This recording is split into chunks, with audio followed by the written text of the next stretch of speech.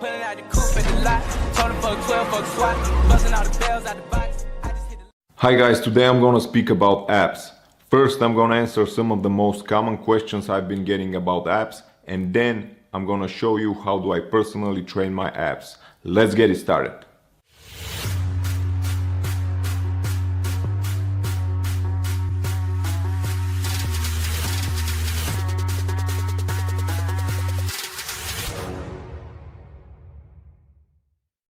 So before we start with the exercises or anything like that, let's take a look at the abdominal muscles anatomy first.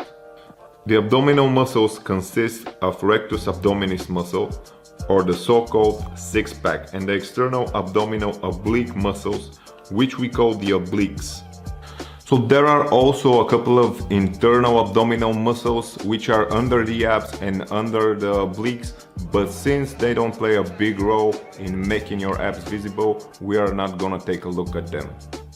So the first thing you need to know about abs is that you need to have a low body fat percentage in order to see them.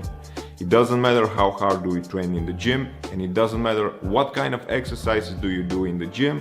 If you have a high body fat percentage, you won't be able to see your abs. So I suggest that your body fat percentage should be below 12% or less in order to see your abs. And the way you get your body fat percentage down is through cardio and diet. So you need to get your diet on point. This is the most important thing about making your abs visible. So the second common question I've been asked through the years about abs is that people were asking me, can you change the shape of your abs? Because some people have symmetrical abs and some people's abs are asymmetrical and uneven. And the answer to that question is no, you can't change the shape of your abs because the shape of your abs is 100% genetics. Another question I've been getting recently is about these EMS devices, electric muscle stimulation devices, and do they work for abs? And the answer to that question is that these devices are actually pretty good if you had a surgery and if your leg is immobilized and if there's no other way to get your muscle stimulated.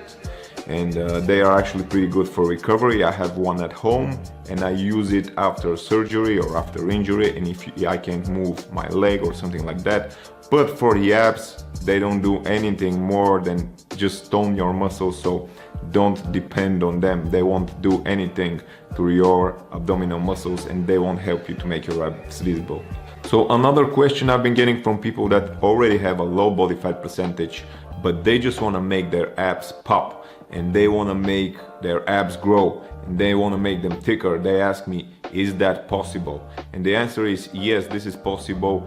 Although the abs don't have the big potential of growing, they still work like any other muscle group, but because of their muscle fiber composition, they don't have a big potential of growing. Their muscle fiber composition consists of mostly type 1 muscle fibers, which are the slow twitch muscle fibers. So they don't have a big potential of growing like, let's say, for example, chest muscles.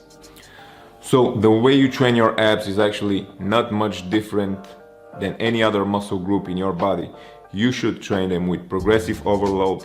You need to add weights and you need to make the exercises more difficult in order to make your abs grow.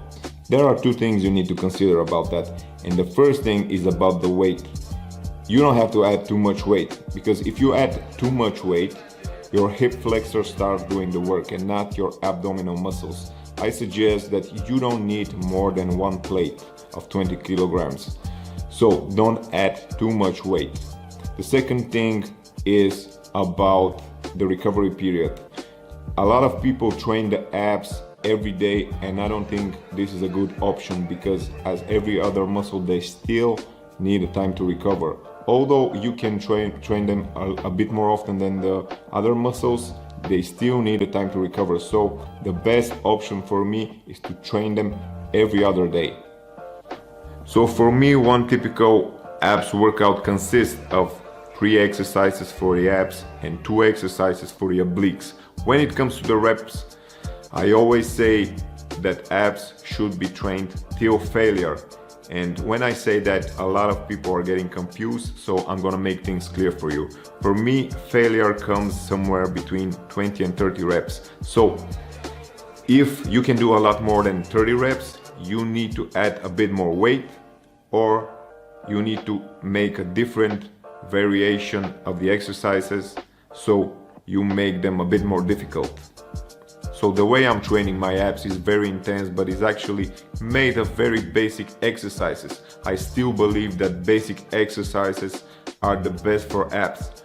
So the way I'm doing it is I go through all the exercises without no rest. I do one set of each exercise with no rest between them. And then when I finish the last exercise, I take a rest for 1 minute, and then I do the same circle again. This is how I keep my abs burning, and this is how I like it. Now let's get to the exercises.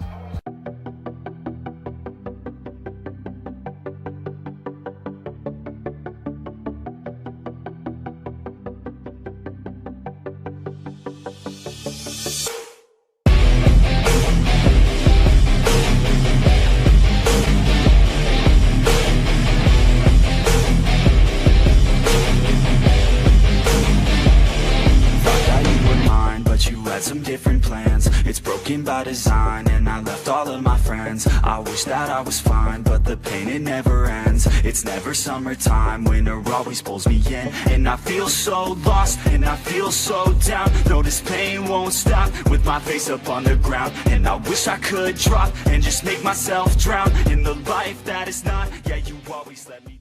Hey guys, I hope this was helpful for you, and if you like this video, please subscribe to my channel and turn on the post notifications. Thanks for watching.